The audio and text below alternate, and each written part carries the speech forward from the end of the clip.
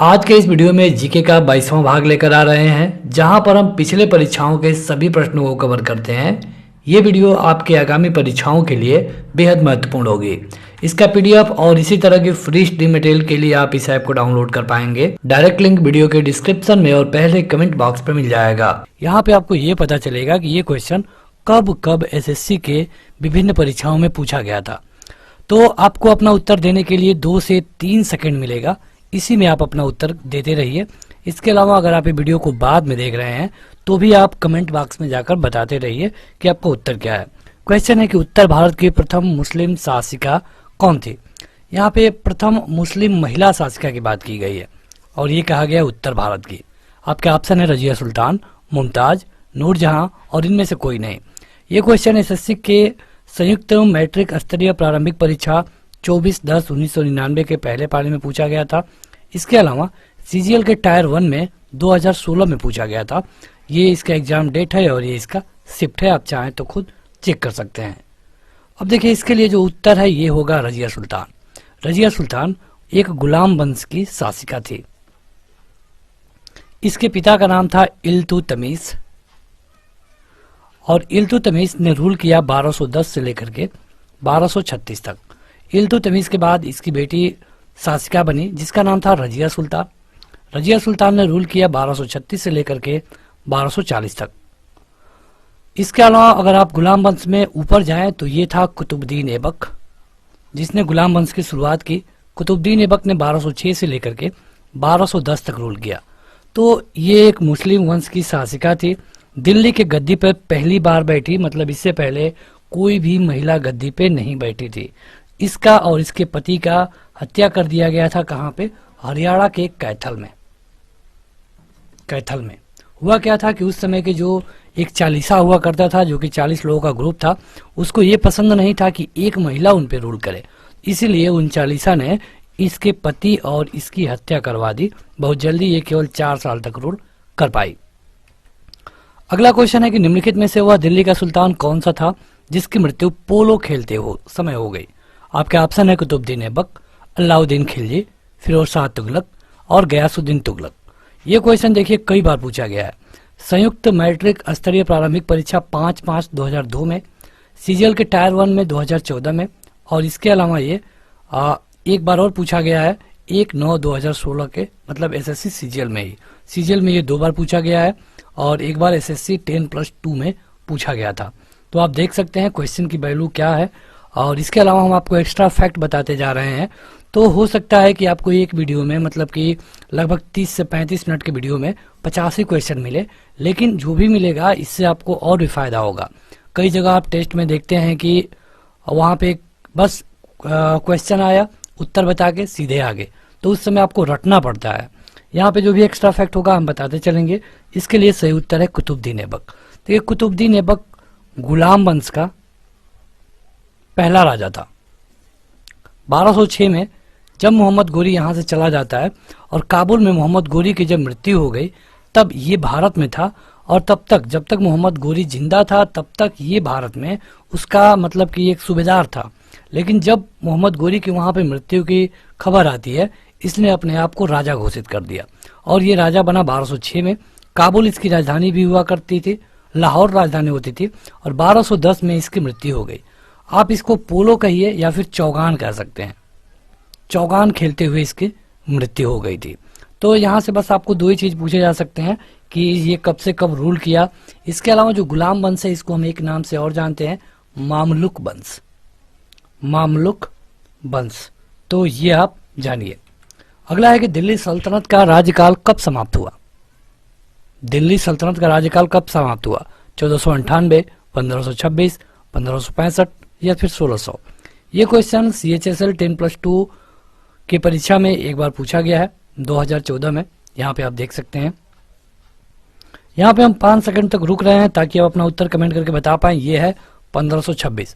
1526 में कैसे समाप्त हुआ? तब आ गए थे मुगल। मुगल में सबसे पहले भारत कौन आया? बाबर। तो जब बाबर भारत आता है तो यहाँ पे जो दिल्ली सल्तनत का राजा था लोधी वंश, जिसका नाम था इब्राहिम लोधी, इसको हरा करके कहाँ हराया? पानीपत के पहले युद्ध में, पानीपत के पहले युद्ध में, पानीपत का पहला युद्ध 1526 में हुआ। तो इब्राहिम लोदी को हरा करके मुगल जो दिल्ली सल्तनत थी इसको खत्म कर दिया और यहाँ पे मुगल वंश की नींव डाला। तो ये है 1526, 56 नहीं 1526। अगला है कि दिल्ली के सुल्तान का पद संभालने से पहले बलबन किस सुल्तान का प्रधानमंत्री था? आपके ऑप्शन है नसीरुद्दीन, कुतुबुद्दीन ऐबक, बहराम शाह, आराम शाह। ये क्वेश्चन 10+2 में पूछा गया था। जो दिल्ली जोन का पेपर था 11/12/2011, जो 10+2 का एलडीसी का पेपर होता है उसमें पूछा गया था। सही उत्तर है नसीरुद्दीन। देखिए होता क्या है कि एक बलबन को ये 20 साल तक रूल किया और इसे सबसे पावरफुल राजा माना जाता है गुलाम वंश का। देखिए गुलाम वंश की स्थापना जब 1206 में हुई तो 1210 में कुतुबुद्दीन ऐबक की मृत्यु हो गई। लेकिन कुतुबुद्दीन ऐबक के बाद जो इल्तुतमिश आया ना, ये कई नए नए काम किए। इसने एक चालीसा बनवाया। चालीसा मतलब कि 40 लोगों का एक ग्रुप था। जैसे आज के समय में आप एक कैबिनेट मंत्रालय देखते हैं, उसका एक हेड हुआ करता था। 40 लोगों का हेड, एक व्यक्ति जिसको चालीसा का प्रमुख कहते थे, और ये रिपोर्ट करता था सीधे सुल्तान को। अब हुआ क्या कि जब ये चालीसा थोड़ा पावरफुल होने लगा तो ये चालीसा इनके खिलाफ, राजा के खिलाफ ही काम करने लगा। हालांकि इल्तुतमिश को नहीं मारा गया, लेकिन इल्तुतमिश के बाद जो भी लोग आए, मतलब कि इल्तुतमिश की जो बेटी थी रजिया सुल्तान, इसके बाद 1-2 लोग और आए, सबको इस चालीसा ने सबको ये चालीसा मारते गया।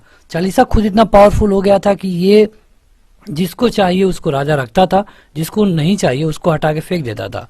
लेकिन जब बात आती है 1946 की, तब जो चालीसा का प्रमुख था बलबन, इसने अपने दामाद, इसके दामाद था नसीरुद्दीन, इसको राजा बना दिया। देखिए जब ये अपने दामाद को राजा बना दिया ना, तो अब तो ये अपने दामाद को मारेगा नहीं, तो ये अपने दामाद को नहीं मारा और जो नसीरुद्दीन था ये लगभग 20 सालों तक राज किया। लेकिन अंततः 1266 में, ये 1200 है, 1266 में ये नसीरुद्दीन को मार करके खुद राजा बन गया। तो यही पूछा गया है कि बलबन जब सुल्तान बना तो इससे पहले ये किसका प्रधानमंत्री था? तो ये था नसीरुद्दीन का। नसीरुद्दीन बस इसलिए 20 साल तक राज कर पाया क्योंकि यह बलबन का दामाद था। वैसे बस नाम का राजा था, पूरा काम बलबन ही देखता था। चंगेज खान ने जलालुद्दीन का पीछा करते हुए किसके शासनकाल में भारत की सीमाओं पर आक्रमण किया?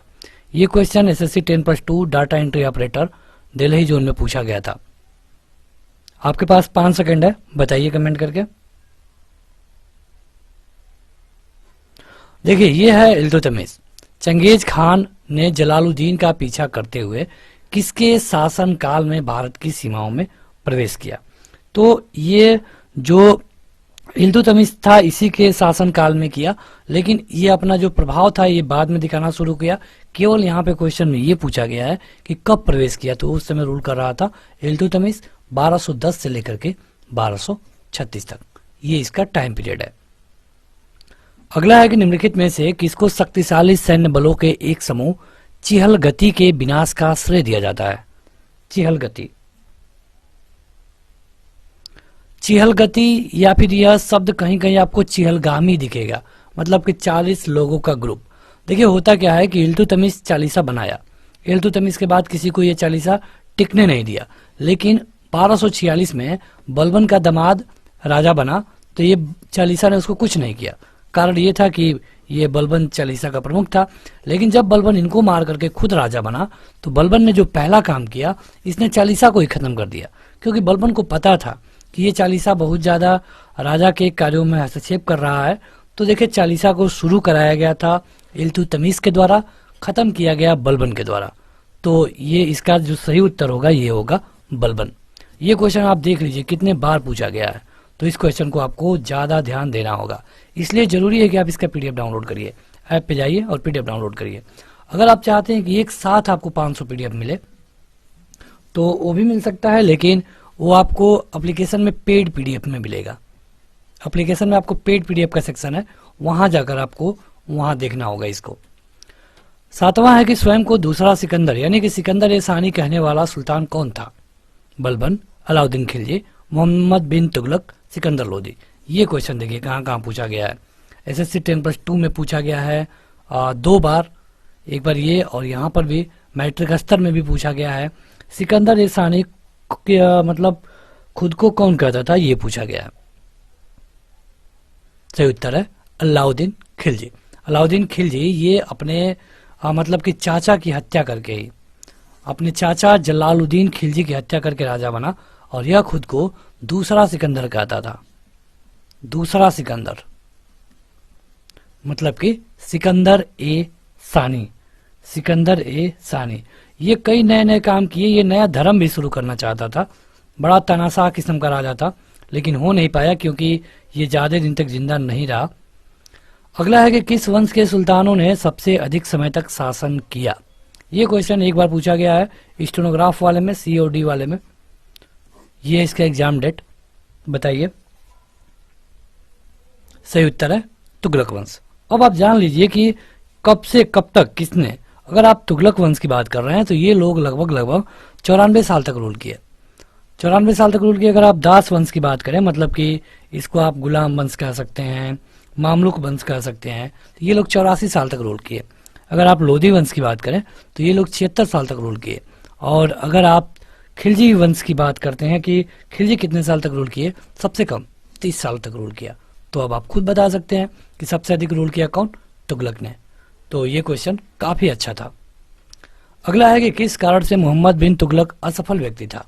असफल मतलब कि मोहम्मद बिन तुगलक के बारे में कहा जाता है कि यह पगला सुल्तान था। तो क्यों कहा जाता है, यह क्यों असफल था? वह विक्षिप्त था, मतलब कि पागल था, वह व्यवहारिक राजनेता नहीं था, वह राजधानी दूसरे शहर को बनाया, उसने चीन के साथ युद्ध किया। क्यों? ये क्वेश्चन 2 बार पूछा गया SSC में। देखिए आप इसे प्रीवियस ईयर के क्वेश्चन के लिए भी देख सकते हैं और काफी अच्छे क्वेश्चनों को हमने कवर किया है। तो यह है कि वह एक व्यवहारिक राजनेता नहीं था। वह पागल तो बिल्कुल नहीं था, वो बहुत पढ़ा लिखा था। उसने ऐसे ऐसे काम किए जो कि आज के हिसाब से सही था। अगर आप इसके टाइम पीरियड देखेंगे तो ये लगभग 1400 की बात है, आज चल रहा है 2000, मतलब कि 600 साल पहले वो आज जैसे दिमाग रखता था। अब आज जैसे दिमाग रखने की क्या बात है, देखिए उस समय क्या था कि अगर आपके पास इतना बड़ा सोना है तो इसमें 1 किलो आलू मिलेगा, लेकिन अगर इससे बड़ा सोना है वैसा ही तो इसमें 2 किलो आलू मिलेगा, क्योंकि इससे लगभग दोगुना है। ये थोड़ा और बड़ा है तो इसमें 5 किलो आलू मिलेगा। ये मतलब एक उदाहरण बता रहे हैं। तो इस तरह वहां पे था, कोई पैसा नहीं था। मतलब आज आप देखते हैं कि एक नोट है जिसपे 50 रुपए लिखा गया है, तो ये 50 रुपए की वैल्यू वाली है। सेम उतना ही बड़ी नोट है लेकिन इस पे 200 रुपए लिखा गया है, तो ये 200 रुपए की वैल्यू देती है। कागज में कोई फर्क नहीं है। अगर आप उस देश में लेके चले जाएं जहां पे मतलब कि इंडियन करेंसी नहीं चलती है, तो वहां पे आपके पैसे की कोई वैल्यू नहीं है। लेकिन उस समय सोना के समय ऐसा नहीं था, सोना तो हर जगह मान्य था। तो इस व्यक्ति ने क्या किया, मोहम्मद बिन तुगलक ने, कि इसने इसको बैन करके यहाँ पे तांबे के सिक्के चलाए, आज के जैसे कि एक तांबा का टुकड़ा होता था, उस पर लिखा गया था 10 तो 10 हो गया। उसी तरह के तांबे पे टुकड़े पे लिखा होता था 100 तो ये 100 हो गया। लेकिन उस समय लोग काला बाजारी करने लगे और इसका ये भी सिस्टम फेल हो गया। दूसरा इसका जो सिस्टम फेल हुआ ये था कि इसने अपनी राजधानी दिल्ली से उठा करके दौलताबाद ले गया। दौलताबाद महाराष्ट्र के आसपास है, वहां ले गया। अब वहां लेके गया, अब ये दूरी काफी थी, लगभग 2500 से 3000 किलोमीटर। तो उस समय तो चलने का कोई साधन नहीं था, लोग पैदल, घोड़े से, हाथी से जाते थे, तो अधिकतर लोग जाते समय ही मर गए। वहां जब गया, लातूर के आसपास आप देखते हैं कि मतलब कि हमेशा सूखा पड़ता है, वहां सूखा पड़ गया, कुछ लोग सूखा से मरने लगे। फिर ये क्या किया कि वहां से रिटर्न यहाँ पे आ गया, कुछ लोग फिर आते समय मर गए। तो इसीलिए इसको पगला सुल्तान कहा जाता है। लेकिन वो विक्षिप्त नहीं था, मतलब कि वो मानसिक रूप से बेकार नहीं था। ये जब महाराष्ट्र अपनी राजधानी ले गया तो इसके पीछे इसका मकसद ये था कि भारत में जो मतलब हमले होते थे ये अधिकतर अफगानिस्तान, पाकिस्तान के जो साइड वाले इलाके हैं यहीं से होते थे, विदेशियों के, हिमालय के उधर से। तो ये सोचा कि जब हम अपनी राजधानी यहाँ पे कर लेंगे, अपने सैनिक यहाँ पे रखेंगे, तो राजा को इतना जल्दी बंदी नहीं बनाया जाएगा और हो सकता है कि हम आसानी से, हमको टाइम मिल जाए युद्ध के लिए। तो ये अच्छा सोचा लेकिन हुआ नहीं। मतलब कि ये भी जो भी सोचता था वो उस समय के हिसाब से व्यवहारिक नहीं था, इसीलिए इसको असफल व्यक्ति माना जाता है। निम्नलिखित में से किस शासन ने सिंचाई तथा लोक निर्माण कार्य पर पर्याप्त ध्यान दिया था? मतलब कई सारे ऐसे राजा हैं जो कि केवल जीतने में लगे थे, ये राज्य जीत लो, वो राज्य जीत लो, लेकिन इनमें से एक राजा ऐसा भी है जिसने सिंचाई पे ध्यान दिया, पीडब्ल्यूडी के कामों पर ध्यान दिया। ये कौन था, ये आपसे पूछा गया है। 5 सेकंड है आपके पास। ये क्वेश्चन सीजीएल में पूछा गया था, देखिए 2012 में, और इसके लिए जो आपका सही उत्तर है ये है फिरोज तुगलक। फिरोज तुगलक के बारे में आपको बताएं कि यह कृषि और सिंचाई के विकास के लिए कई सारे काम किए। यह किसानों को आर्थिक सहायता भी देता था, और ये जो यमुना नदी है और हरियाणा में हिसार तक, या फिर जो सतलज नदी है घग्गर में, इसके अलावा कई सारी नदियों पे इसने काम किया। फिरोजाबाद में फिरोज तुगलक था इसका नाम, तो ये आप जरूर याद रखें। अगला है कि लोधी वंश का स्थापना किसने किया था? ये क्वेश्चन देखिए कितने बार पूछा गया है। एसएससी टायर 1 2010, टायर 1 2015, 2 बार पूछा गया है। क्वेश्चन काफी इंपॉर्टेंट है, तो आप प्रीवियस ईयर के लिए, और अभी तक हमने 10 क्वेश्चन कवर कर दिया है, तो कुछ टाइम लेकर आप इस वीडियो को अभी शेयर कर दीजिए ताकि और भी लोग जुड़ जाए, और शाम को 8 बजे आप जुड़ करके हमारे चैनल से इसको देख पाएंगे, इस तरह की लाइव वीडियो। सही उत्तर है इसके लिए आपका बहलोल लोधी। बहलोल लोधी ने किया था लोधी वंश की स्थापना। कब? 1451 में। 1451 में। अगला है कि निम्नलिखित बहमनी शासकों में से बीजापुर में प्रसिद्ध गोल गुंबज का निर्माण किसने करवाया? ये क्वेश्चन देखिए कितने बार पूछा गया है, आपका दिमाग घूम जाएगा ये कितना बार पूछा गया है। देखिए यहाँ पे केवल एसएससी होने से ये मतलब नहीं है कि ये क्वेश्चन रेलवे में नहीं आएगा।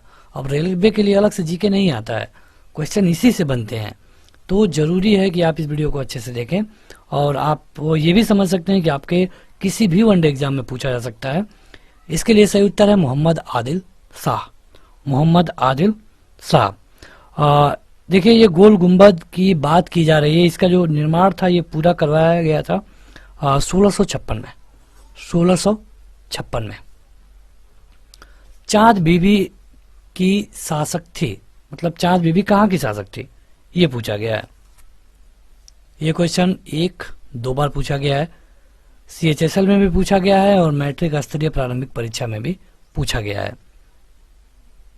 यहाँ पे देखिए सही उत्तर है अहमदनगर। जो चांद बीबी थी अहमदनगर के हुसैन निजाम शाह की पुत्री थी।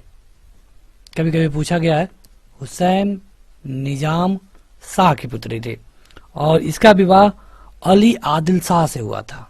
अली आदिल शाह से हुआ था, और ये जो शासिका थी ये थी अहमदनगर की।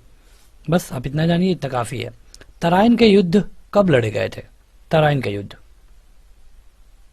बताइए। 2 युद्ध हुए पृथ्वीराज चौहान और मोहम्मद गोरी के बीच, जिसमें एक में पृथ्वीराज चौहान विजयी हुए और मोहम्मद गोरी को जीवन दान दे दिए कि जाओ तुम हार गए, हम तुम्हें जीवन दान देते हैं, और फिर से वो उलट करके अगले साल हमला किया, जिसमें भारत के जो हिंदू राजा थे उसने भी मोहम्मद गोरी का सहयोग किया, और परिणाम स्वरूप पृथ्वीराज चौहान की मृत्यु हो गई। तो यहाँ पे देखिए तराइन का जो पहला युद्ध हुआ 1191 में। 1191 में पहला हुआ, 1192 में दूसरा हुआ। तराइन में 2 ही युद्ध पूछे जाते हैं, तो ये आप याद रखिए। अगला है कि मेवाड़ के राजघराने से संबंधित प्रसिद्ध भक्ति संत कौन था या फिर थी? ये क्वेश्चन एफसीआई में पूछा गया था 2012 में। देखिए हम पूरा कवर करेंगे, इतिहास, भूगोल, भौतिकी, रसायन, बायोलॉजी, तो जरूरी है कि आप इस चैनल को अगर अभी तक सब्सक्राइब नहीं किया है तो कर लें। सही उत्तर है मीराबाई। मेवाड़ के राजघराने से संबंधित थी मीराबाई, यह उस समय के महान संतों में थी, और इनका विवाह हुआ था 1516 में, और ये कृष्ण प्रेम के लिए जाने जाती हैं। इनकी कई जो रचनाएं हैं ये भी ब्रज भाषा में आपको मिलती हैं। श्रृंगेरी, बद्रीनाथ, द्वारिका और पुरी में 4 मठ स्थापित किए गए थे। ये क्वेश्चन एसएससी 10+2 में पूछा गया था, बताइए। सही उत्तर है आदि शंकराचार्य के द्वारा। आदि शंकराचार्य ने देश के जो 4 दिशाएं हैं वहां पे प्रसिद्ध मठों की स्थापना की। पूर्व में आप देखेंगे तो पुरी में है, मतलब कि उड़ीसा, और इसके अलावा पश्चिम में आप देखेंगे तो द्वारका में है, उत्तर में आप देखेंगे तो केदारनाथ में है, दक्षिण में आप देखेंगे तो श्रृंगेरी में है। यह पूछा गया था इस क्वेश्चन में। तो यह है आदि शंकराचार्य। अगला है कि सूफी परंपरा में पीर से क्या मतलब है। सूफी परंपरा में आपको पीर शब्द सुनने को मिलता है, तो पीर से क्या मतलब है। यहाँ पे 4 विकल्प है। ये क्वेश्चन एमटीएस में पूछा गया था 2011 में। तो पीर का मतलब है सूफियों का गुरु। पीर का मतलब रियल मतलब होता है गुरु, और जो शिष्य होते हैं उनको मुरीद कहा जाता है। तो पीर का मतलब है सूफियों का गुरु। अगला क्वेश्चन है कि निम्नलिखित में से किसने सोमनाथ मंदिर पर आक्रमण किया था। ये question Delhi police sub inspector में पूछा गया था पेपर 1 में। तो बताइए कि निम्नलिखित में से कौन है जो कि सोमनाथ मंदिर पर आक्रमण किया था। यह है महमूद गजनी, इसको गजनवी भी बोला जाता है। तो यह है महमूद गजनी। ये 1025-26 में सोमनाथ मंदिर पर आक्रमण किया, और ये मंदिर लूटने केवल आया था। सोमनाथ मंदिर कहाँ पे है ये भी आप हमें कमेंट करके बताइए कमेंट बॉक्स में। देखिए, अगर आप ये वीडियो लाइव देख रहे हैं तो अपना उत्तर बताते रहिए। इसके अलावा अगर आप ये वीडियो को बाद में देख रहे हैं तो भी अपना उत्तर कमेंट करके बताते रहिए। वीडियो खत्म होगी, आपको पता चल जाएगा कि आपने कितना क्वेश्चन सही किया। कृष्णदेव राय ने हम्पी में कृष्ण स्वामी मंदिर बनवाया था। यह इस समय किस राज्य में स्थित है। अब हम्पी अगर आपको पता होगा तो आसानी से आप बता देंगे। ये क्वेश्चन एसएससी 10+2 में पूछा गया था। तो बताइए, इसके लिए जो सही उत्तर है यह है कर्नाटक। हम्पी है कर्नाटक में। हम रुक रहे हैं केवल 5 सेकंड। जरूरी है कि आप अपना उत्तर कमेंट करके बताते रहें। निम्नलिखित में से दिल्ली का अंतिम सुल्तान कौन था। दिल्ली का अंतिम सुल्तान, देखिए राणा संगा को दिल्ली का सुल्तान नहीं कर सकते, क्योंकि ये लोग मतलब मुगल के बाद हैं। इब्राहिम लोदी या तो सही उत्तर होगा, या फिर ये खान लोदी होगा, या फिर सिकंदर लोदी होगा। सिकंदर लोदी तो पहले आया था, यानी ये होगा नहीं। पूछा गया अंतिम शासक, ये होगा इब्राहिम लोदी। इब्राहिम लोदी वहां का अंतिम सम्राट था, जो कि 1517 में बना, और इसको मार दिया गया 1526 में बाबर के द्वारा पानीपत की पहली लड़ाई में। पानीपत की पहली लड़ाई में। अगला है कि तराइन के पहले युद्ध में निम्नलिखित में से किसको पृथ्वीराज चौहान ने हराया था पहले लड़ाई में। ये तो हम आपको बता चुके हैं। ये 10+2 में पूछा गया था एक बार। यह है मोहम्मद गोरी। मोहम्मद गोरी को हराया, जीवन दान दे दिया, लेकिन ये फिर से पलट करके अगले साल, जो कि मतलब आशा नहीं था कि हमला करेगा, और कर दिया। और यहाँ पे पृथ्वीराज चौहान के साथ धोखा भी हुआ, क्योंकि कई जो हिंदू राजा थे इसने पृथ्वीराज चौहान के खिलाफ काम किया, तो इससे इनकी मृत्यु हो गई। अगला है कि भारत में चमड़े का प्रतीक मुद्रा किसने शुरू की। चमड़े का,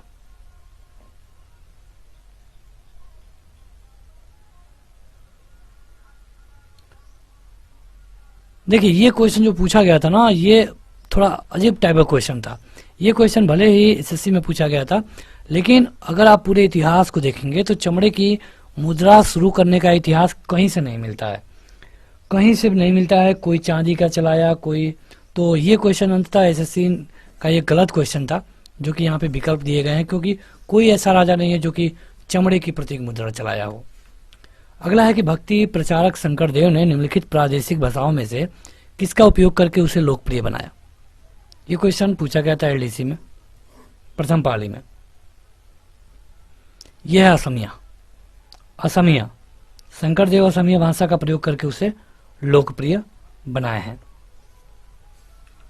अगला क्वेश्चन है कि अमुक्त मालद्य किसकी रचना है। अमुक्त माल्यद, माल्यद ये किसकी रचना है, ये आपको बताना है। ये क्वेश्चन 10+2 में पूछा गया था। यह है कृष्णदेव राय की। कृष्णदेव राय को विजयनगर से आप जानते हैं, और विजयनगर की स्थापना 1300 के आसपास की गई थी। ये एक तेलुगु साहित्य में लिखा गया था। वहाँ पे तेलुगु साहित्य होता था, जिसमें तेलुगु, तमिल और कन्नड़ कवि एक जगह आते थे, तो उसी समय इसको लिखा गया था। ये आपके लिए जानना जरूरी है। अगला है कि पृथ्वीराज चौहान को मोहम्मद गोरी ने किस युद्ध में हराया। ये क्वेश्चन एमटीएस कोलकाता क्षेत्र में, सीजीएल और सीजीएल में 2 बार पूछा गया है। देखिए काफी अच्छा क्वेश्चन है। तो यह है 1191 में पृथ्वीराज चौहान ने हराया। 1192 में पृथ्वीराज चौहान को हराया गया। देखिए जो एक राजा था, हिंदू राजा जयचंद, जयचंद ने पृथ्वीराज चौहान के खिलाफ काम किया। दरअसल इनकी प्रॉब्लम कुछ अलग थी। जयचंद की जो पुत्री थी उसका शादी हो गया था पृथ्वीराज चौहान के साथ। ये थोड़ी जबरदस्ती हुआ था, तो ये जयचंद मतलब ये शादी नहीं चाहता था, लेकिन ये इन दोनों के मर्जी से हुआ और जयचंद इसी से खफा था और इसने पृथ्वीराज चौहान को धोखा दिया और इसी कारण पृथ्वीराज चौहान को हरा दिया गया। लेकिन जयचंद को भी 1194 में फिर से मोहम्मद गोरी ने हरा दिया। मतलब कि ये धोखा दिए दूसरे को और इनको भी मरना पड़ा। अगला है कि तालीकोटा प्रसिद्ध युद्ध कब हुआ था? तालीकोटा का प्रसिद्ध युद्ध देखिए ये हुआ था आपका 1556 में। क्यों हुआ था, किसके किसके बीच हुआ था, बता पाएंगे? ये हुआ था बहमनी और विजयनगर, इन दोनों की सेनाओं के बीच में हुआ था। ये आप जानिए, ये क्वेश्चन मल्टीटास्किंग में पूछा जा चुका है। अधिकांश मंगोलियाई आक्रांता किसके शासनकाल में भारत आए? आक्रांता मतलब कि जो आक्रमण करने वाले, लूटपाट करने वाले ये आए थे। ये पूछा गया है कि किसके शासनकाल में भारत आए। यह है अलाउद्दीन खिलजी। ये क्वेश्चन मल्टीटास्किंग में पूछा गया था। देखिए आप खुद जब उत्तर देंगे ना तो आपको पता चल जाएगा कि आपकी तैयारी कितनी है। आप चाहे अब तक कितना भी पढ़े हैं, आप प्रीवियस ईयर के क्वेश्चनों में कितना दे पा रहे हैं। तो इसलिए जरूरी है कि आप अगर वीडियो को बाद में भी देख रहे हैं तो भी अपना उत्तर कमेंट बॉक्स में जाके बताते रहिए। देखिए अगर हम अलाउद्दीन खिलजी की बात करें तो मंगोल आक्रमण हुए थे, कई सारे काबुल के भी जो आक्रमणकारी थे भारत आए थे। तो ये था खिलजी वंश। खिलजी वंश का आप टाइम पीरियड देखेंगे तो काफी कम है, 1290 से 1320 तक, केवल 30 साल। खलीफा से प्रतिष्ठापन पत्र मांगने और प्राप्त करने वाला पहला सुल्तान कौन था? ये था इल्तुतमिश। ये क्वेश्चन देखिए 2 बार पूछा गया। देखिए होता क्या है कि जब कुतुबुद्दीन ऐबक, यहाँ पे एक सूबेदार था मोहम्मद गोरी का। मोहम्मद गोरी जब लाहौर में मृत्यु हो जाती है, इसको पता चला कि मोहम्मद गोरी मर गया, तो ये खुद को राजा घोषित कर दिया 1206 से लेकर के 1210 तक। लेकिन इसके बाद इसकी मृत्यु चौगान खेलते हुए हो गई। इसके बाद जब इल्तुतमिश राजा बना तो इल्तुतमिश ने खुद को प्रमाणित कराया, जो खलीफा थे उनसे प्रमाणित कराया खुद को कि यहाँ का मैं राजा हूँ, कोई हम पे आक्रमण नहीं करेगा। तो ये इल्तुतमिश था। आगे बढ़ते हैं। अगला क्वेश्चन है कि निम्नलिखित में से किस सुल्तान दरबार में फारसी रीति रिवाजों को अपनाया गया? कौन ऐसा सुल्तान है जो फारसी रीति रिवाज को? वैसे तो आप देखेंगे जो भी मुगल वंश के बाद आते हैं सभी फारसी वाले हैं, लेकिन ये मुगल वंश से पहले वाला है, ये है बलबन। ये फारसी से कई सारे जो वहाँ के शिष्टाचार थे उनको लिया। जैसे इसने अपने आप पौबोस की शुरू करवाया, सिजदा इसने शुरू किया, तो ये सारे फारसी थे। ये था उत्तर बलबन। ये क्वेश्चन मल्टीटास्किंग में पूछा गया था। बाजार विनियमन प्रणाली आरंभ की गई थी किसके द्वारा?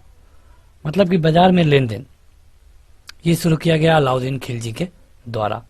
अलाउद्दीन खिलजी ने बाजारों के लिए काफी काम किया और जो भी दैनिक उपयोग की वस्तुएं थी इनको विनिमय में लाया गया। ये क्वेश्चन एलडीसी में पूछा गया था।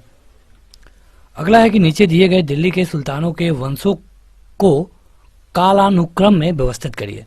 मतलब कौन पहले आया कौन बाद में आया। ये क्वेश्चन काफी अच्छा है। 5 सेकंड मिलेंगे आपको, बताइए सभी लोग कौन सही है। देखिए सबका अगर आप सन जानेंगे ना तो आसानी से बता देंगे। अगर आप सन जानेंगे तो आसानी से बता देंगे। देखिए सबसे पहले बात करते हैं गुलाम की। ये रूल किया 1206 से लेकर 1290 तक। अगर आप इसके बाद देखेंगे खिलजी की तो 1290 से लेकर के 1320 तक। तुगलक की बात करें 1320 से लेकर के 1414 तक। सैयद की बात करें तो 1414 से लेकर 1451 तक। ठीक है, बस 4 हो गए। अब बताइए कि कौन पहले आया। तो आप देखेंगे कि गुलाम पहले आया, यानी कि 4 किस्में शुरू में है, ये किस्में है और एक इसमें है, बाकी ये दोनों हो गए गलत। गुलाम के वंश बाद कौन आता है? खिलजी, यानी कि 4-1। इसके बाद 3 और 2 में से कौन पहले आया? तो पहले आता है 2, बाद में आता है 3, यानी कि यहाँ पे ये सब क्लीन कर दें हम तो आपका सही उत्तर हो जाएगा चौथा। पहले गुलाम, उसके बाद खिलजी, उसके बाद तुगलक, उसके बाद सैयद। ये क्वेश्चन एसएससी 10+2 एलडीसी में पूछा गया था। देखिए अगर आप अदर चैनलों की वीडियो से मतलब इसकी तुलना करेंगे तो आपको ये दिखेगा कि यहाँ पे आपको ज़्यादा टाइम लग रहा है, लेकिन आपको एक्स्ट्रा फैक्ट भी मिल रहे हैं, वो आप ध्यान दीजिए। कई चैनलों पे हम देखे हैं कि बस क्वेश्चन आया, उत्तर बता के सीधे आगे, वहाँ पे आपको रट्टा मारना पड़ेगा। यहाँ पे वैसे कोई झंझट नहीं है, 2 बार देख लेंगे तो आपको अधिकतर चीज़ें याद हो जाएंगी। निम्नलिखित में से किसे भारत का तोता कहा जाता है? भारत का तोता, ये मल्टीटास्किंग में पूछा गया था 2014 में, बताइए। सही उत्तर है अमीर खुसरो। अमीर खुसरो एक महान कवि हैं, इसके अलावा एक इतिहासकार भी हैं, संगीतज्ञ भी हैं, विद्वान भी हैं। इनको तूती ए हिंद कहा जाता था। तूती ए हिंद मतलब कि भारत का तोता, हिंद मतलब कि भारत।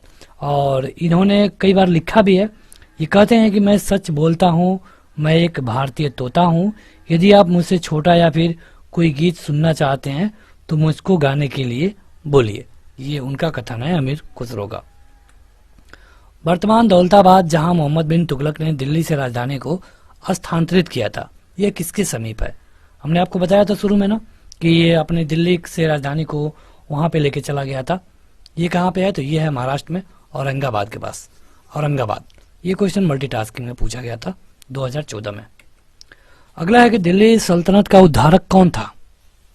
सल्तनत का उद्धारक, अच्छा क्वेश्चन है।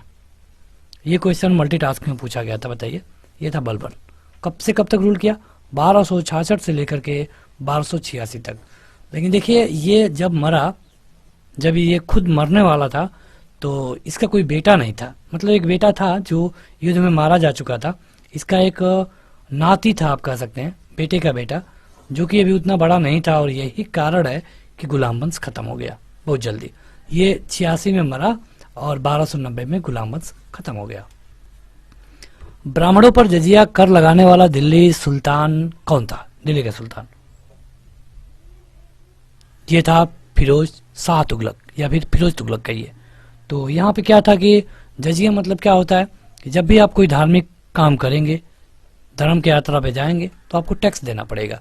ये मुस्लिमों से नहीं लिया जाता था, तो इसे हम जजिया कहते थे। ये क्वेश्चन टायर 1 में पूछा गया था, 2 बार पूछा गया है। दिल्ली सुल्तान का शासन कब शुरू हुआ? दिल्ली सुल्तान मध्यकालीन, जब आप पढ़ना शुरू करते हैं वहीं से शुरू है, एकदम मध्यकालीन से। सही उत्तर है 1206। कब खत्म हुआ बता सकते हैं? 1526। इब्राहिम लोदी के मरने के साथ खत्म हो गया और कुतुबुद्दीन ऐबक से शुरू हुआ। 2014 में ये क्वेश्चन पूछा गया है। अगला क्वेश्चन है कि निम्नलिखित में से किस सुल्तान ने सती प्रथा रोकने का प्रयास किया? सती प्रथा रोकने का प्रयास किसके द्वारा किया गया? तुरंत अपना उत्तर कमेंट करके बता दिया करिए। देखिए सही उत्तर है इसके लिए आपका मोहम्मद बिन तुगलक। हमने आपको बताया ना, ये काफी बुद्धिमान था, बस ये व्यवहारिक नहीं था। इसने जो फैसले लिए सारे गलत हो गए, तो इसीलिए इसको पगला सुल्तान कहा जाता है। ये क्वेश्चन 2 बार पूछा गया है। निम्नलिखित में से भारत की किस संरचना या स्मारक में पहली बार भवन निर्माण के इस्लामी सिद्धांतों और सजावट का प्रयोग हुआ? इस्लामी सिस्टम से कौन सा घर बना है, यही पूछा गया है। ये स्टेनोग्राफर में पूछा गया था 2017 में। यह है अलाई दरवाजा। चलिए यहाँ से कई क्वेश्चन बनेंगे। अलाई दरवाजा कहाँ पर है, ये आप हमें कमेंट करके बताइएगा। अलाई दरवाजा कहाँ पर है, ये आप हमें कमेंट करके बताइएगा। देखिए इसका निर्माण हुआ था 1311 में, 1311 ईस्वी में। किस दिल्ली सुल्तान ने कठोर नीति अपनाई? ये क्वेश्चन जीडी में पूछा गया था 2015 में। कठोर नीति, ये था बलबन। बलबन ने, ये एक दिल्ली का ऐसा सुल्तान है जो कि गुलाम वंश का है, जिसको आप मामलुक वंश कह सकते हैं। और इसने एक नीति अपनाई जिसको हम कहते हैं रक्त एंड लौ नीति। ये पूछा गया है, कई बार पूछा गया है, रक्त एंड लौ नीति। आपके आरआरबी में भी पूछा गया है, आईबीपीएस में भी 1-2 बार पूछा गया है, तो काफी इंटरेस्टिंग क्वेश्चन है ये। 14वीं सदी का यात्री इब्न बतूता किस जगह से भारत आया था? इब्न बतूता, बगल में जूता, ये शायद आपने सुना हो। ये था मोरक्को का यात्री, दक्षिण अफ्रीकाई देश है ये मोरक्को, तो यहाँ से था ये। देखिए, जब भारत में मोहम्मद बिन तुगलक, जो पगला सुल्तान की बात कर रहे थे, ये जब भारत में रूल कर रहा था तो इब्न बतूता भारत आया। इब्न बतूता जब भारत आया तो ये एक यात्री था। भारत में जब आया तो मोहम्मद बिन तुगलक ने इसको अपना काजी बना दिया। काजी बना दिया। काजी के पद पे 6 साल तक रहा इब्न बतूता। 6 साल के बाद इब्न बतूता कहा कि अब हम यहाँ से जाना चाहते हैं। तो मोहम्मद बिन तुगलक ने कहा कि नहीं, अब आप नहीं जा सकते, आप काजी हैं हमारे और काजी ही रहेंगे। अब ये बेचारा यहाँ से दबे पाव भागा, रात को यहाँ से भाग गया। यहाँ से भागने के बाद गया तो वहाँ पे एक बुक लिखा, रेहाला, और इसी बुक में बताया है कि वो कैसे दबे पाव भारत से आया। इब्न बतूता बगल में जूता, ये वाली सुना होगा आपने। ये क्वेश्चन 2017 में पूछा गया है। दिल्ली सल्तनत का अंतिम वंश क्या था? शुरुआती वंश क्या था? ये भी तो पूछा जा सकता है। अंतिम वंश था लोधी। लोधी का आप पूरा टाइम पीरियड बता सकते हैं, 1451 से लेकर के 1526 तक। इब्राहिम लोधी के साथ खत्म हो गया। और इसके अलावा अगर आप इल्तुतमिश मतलब कि बाकियों का देखेंगे तो यह है गुलाम, यह है खिलजी और यह है सैयद वंश। तो चाहे तो आपसे कुछ भी पूछा जा सकता है। सैयद का पूछा गया होता तो 1414 से लेकर 1451 तक। गुलाम का पूछा गया है तो 1206 से लेकर के 1290 तक। ये आप याद रखिए, पूछा जाता है आपसे। 1290 से लेकर के 1320 तक सबका आप जानिए। अगर आप एप्लीकेशन पे जाएंगे तो वहाँ पे हमने पोस्ट वाइज डाला है, कुछ पोस्ट डाला है जो कि आपके इतिहास, भूगोल, इसको सब क्लियर करता है। और ये हिंदी और इंग्लिश दोनों में मिलेगा। तो आप इंग्लिश वाले हैं तो भी आप वहाँ जाके पढ़ सकते हैं। दक्षिण विजय करने का निश्चय अलाउद्दीन खिलजी ने किसे सौंपा था? ये क्वेश्चन 2015 में पूछा गया था। सही उत्तर है मलिक कफूर। मलिक कफूर। अगर आपने पद्मावत वाली मूवी देखा हो तो उसमें मलिक कपूर का वर्णन है। तो मलिक कपूर एक मतलब कि थर्ड जेंडर था और इसको अलाउद्दीन खिलजी ने भेजा था कहाँ पे? दक्षिण विजय में। मलिक कपूर को 1000 दिनारा भी बोलते हैं क्योंकि इसको 1000 दिनार में खरीदा गया था। और जब इसे दक्षिण भारत में भेजा गया तो ये दक्षिण भारत से कोहिनूर हीरा ला करके अलाउद्दीन खिलजी को दिया भी। अगला है कि मनियरों का राजकुमार किसे कहते हैं? मनियरों का राजकुमार। देखिए, अब ये वीडियो खत्म होने वाली है तो जाहिर सी बात है कि अगर अभी तक आपने इसको लाइक नहीं किया है तो जरूर लाइक कर दें। पीडीएफ जरूर डाउनलोड करिए क्योंकि वहाँ पे आपको एक पीडीएफ में 500 से अधिक क्वेश्चन मिलते हैं। तो इस तरह की जो आपको वीडियो पीडीएफ में पेड में मिलेगी, बाकी सब आपको फ्री में पीडीएफ मिलेगी। हजारों पीडीएफ उपलब्ध है एप्लीकेशन पे। मनियरों का राजकुमार कहा जाता है मोहम्मद बिन तुगलक को, प्रिंसेस ऑफ मनियर्स, प्रिंसेस ऑफ मनियर्स। और कारण क्या है?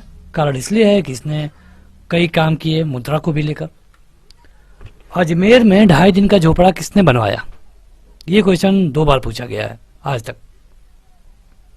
ये बनाया गया था कुतुबुद्दीन ऐबक के द्वारा, 2.5 दिन का झोपड़ा। और शुरुआत की गई थी बहुत पहले लेकिन कंप्लीट कराया गया 1153 में। अमीर खुसरो कौन थे? क्या थे अमीर खुसरो? बताइए। ये क्वेश्चन 2016 में पूछा गया है। ये थे एक कवि, चित्रकार नहीं थे, ये कवि थे। मोहम्मद बिन तुगलक ने किस देश का उदाहरण देकर तांबे और पीतल के सिक्कों का प्रयोग करके टोकन मुद्रा बनाया?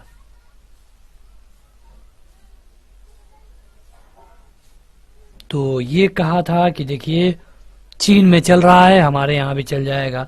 जैसे कि यहाँ पे नोटबंदी हो गई तो कई चीजें होती हैं जो वहाँ के क्षेत्र के हिसाब से चलती हैं।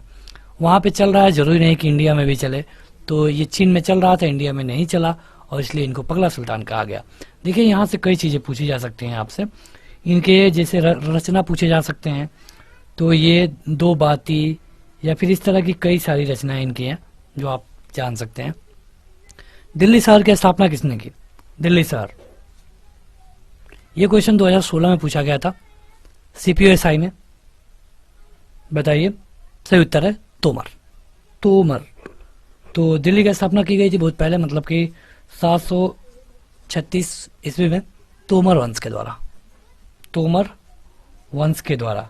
उस समय इसका नाम कुछ अलग था, लाल कोट कहा जाता था। लाल कोट। अगला है कि किस तुर्की शासक ने भारत में 1000 और 1026 ईस्वी के बीच 14 बार आक्रमण किया। बस इसका काम था लूटपाट करना, और ये था कौन बताएंगे आप? तो ये था महमूद गजनवी, और सोमनाथ मंदिर पर इसी ने आक्रमण किया था। ये क्वेश्चन 2016 में पूछा गया है। कौन से युद्ध में विजयनगर साम्राज्य का पतन हो गया? विजयनगर साम्राज्य का पतन होता है कब? ये हुआ था तालीकोटा के युद्ध में। कब हुआ था तालीकोटा का युद्ध? 26 जनवरी 1565 बहमनी से युद्ध हुआ था, बहमनी से, और इसी में विजयनगर समाप्त हो गया। जयपुर के महाराजा सवाई जय सिंह कहाँ स्थित वेधशाला का निर्माण नहीं कराया है? इलाहाबाद में। इलाहाबाद में ये निर्माण नहीं कराए हैं। इसके अलावा ये 5 जगह करवाए थे। कहाँ कहाँ? दिल्ली, मथुरा, वाराणसी, उज्जैन और जयपुर। तो ये करवाए थे, ये 5 जगह, इलाहाबाद में नहीं कराए थे। तो बस आज के इस वीडियो में इतना ही। इस वीडियो को लाइक करिए, अपने दोस्तों में शेयर करिए, और रोज 8 बजे शाम को आप जुड़ करके ये वीडियो लाइव देख पाएंगे। आज के इस वीडियो में इतना ही। Thank you.